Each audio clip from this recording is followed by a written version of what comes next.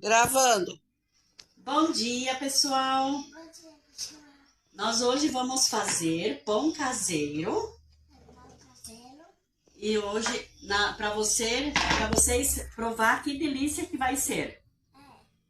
Aí vocês se inscrevam no canal. Agora vamos usar, ó, Rafaela, o fermento, coloca ali.